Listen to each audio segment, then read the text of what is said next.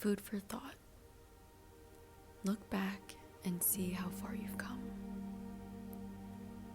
In the times where you thought you didn't know how you'd get this far, the times that you didn't know what you'd do the next moment,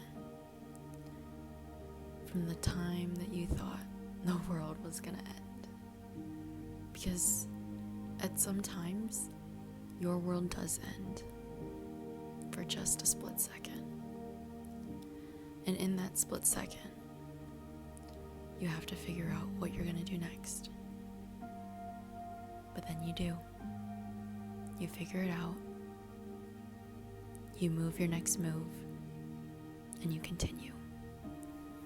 It is so easy to compare yourself to other people's progress, to see, oh, they're fine,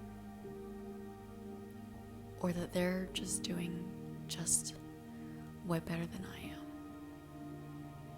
But that's from the outside, not from the inside.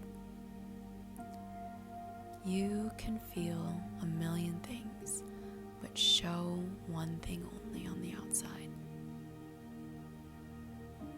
How you feel and how you portray yourself are two different things. Because when the mind wants something, the body can do it. And when the body can do something, sometimes the mind wants it. It's kind of like when during athletics, I can only think of it. It's like the mind isn't willing, but the body is. You can portray yourself however you want. And sometimes it's accurate, and sometimes it's not. So how people portray themselves in the time of healing is completely different and could be not necessarily false, but not an actual representation of how they feel. So do not compare yourself to them. You are on your own journey. And I bet you 1,000 people have told you that healing isn't linear, because I've said it. But time can only heal. But think about the person that you were 2 weeks ago. Even if this happened yesterday, something really heartbreaking happened yesterday, and you went to bed and you woke up, your world stopped when you heard that news. Your world came to a halt when you found out that news. But then it started to spin again, and you had to figure out how you were going to move on. And you did it. You have been taking things day by day, hour by hour, minute by minute, second by second. And you are doing great. Because in a week from now, you're going to look back and think, wow, that was a week ago. Whatever happened, it happened a week ago. And you are still here. And I'm so glad that you're here. Because your story does not end when your world came to a halt for a second. Your world still continued because you still continued. And I'm so beyond proud of you for that. Because it takes a lot of guts, and it takes a lot of courage and lots of strength and perseverance to do that. And not everybody does that with that much grace as you did. Because in the time of turmoil, in distress, in absolutely adversity, many people fold and don't unfold. But you folded and you came out. You might have come back out, or you might have unfolded back out with a lot of wrinkles and a lot of what are they called, like rips or something. But that doesn't mean that you will not become the person, or you'll not form into the person that you're supposed to be. Because you are on your own individual journey that no one can tell you whether it's right or wrong, because there is no such thing as a right or wrong journey. Your journey is yours for a reason. Your journey is made by your will. It's literally made by the things that you want to do. It's done by the things that you've done. It's literally just formed by your actions. And you are doing just fine. You might think, oh, I should be healed within 6 months. Oh, I should be, I don't know, moving on by like a year. But there's no timeline. Like, let's say you do that in 6 months or even a month.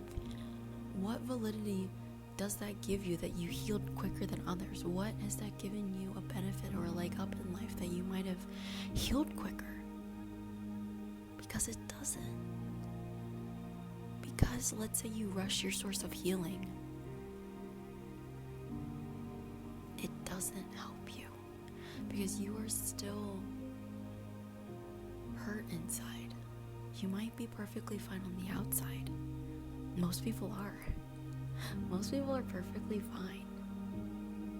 But it's the inside that really just shows the difference between whether you were healed or not healed. Because I really like the saying, hurt people hurt people. Because if you're still hurt on the inside, you can hurt others. Not maybe unintentionally, but also sometimes intentionally. And that's not fair to others to experience pain. Because pain is never fun. And even though there's a saying, misery loves company, you do not want to give that same hurt to others, because that's not fair. Just because you are hurting does not mean that you should hurt others. And that is why it's important to be on your own path and focus on your own journey of healing. Because I think it's the most beautiful thing in life to give yourself a year of just focusing on yourself after a traumatic experience, after heartbreak, after something that has torn you apart. Just give yourself a year and you can change so much. The first day, the first week, the first month, the first 2 months, the first 60 days, the first 90 days are terrible, are absolutely terrible. But in those times that you feel absolutely awful is when you are finding who you truly are. And let's say you get to those 90 days, those 3 months, and you look back and you see how much you've changed from that first day of healing. It is beautiful. You are like a completely new person. And one thing that I really do recommend if you are in a time of healing is writing down your thoughts and feelings, because you are so raw. You are so in a space of needing a safe space. And honestly, writing, I think, is such a good way to do that.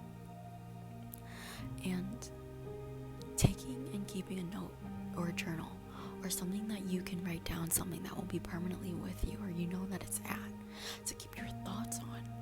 You can look back on it and be like, wow, I really have healed a little.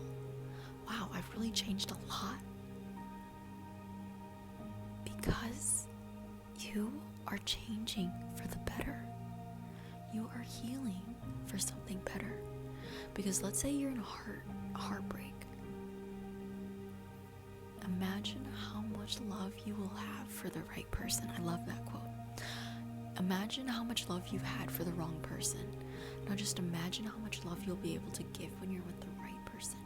And sometimes that love needs to be ignited within yourself to love yourself, then to love others. Because in this pain, in this sorrow, you are experiencing the rough parts of life of being a human. But then you can take this experience, this terrible experience, and use it to honestly even help others, to talk to others, to be able to share and be able to give advice. That is what human experience is about. It's about sharing with others, being in communion with others, and being able to give of yourself, especially when other people are in a time of sorrow and of hurt.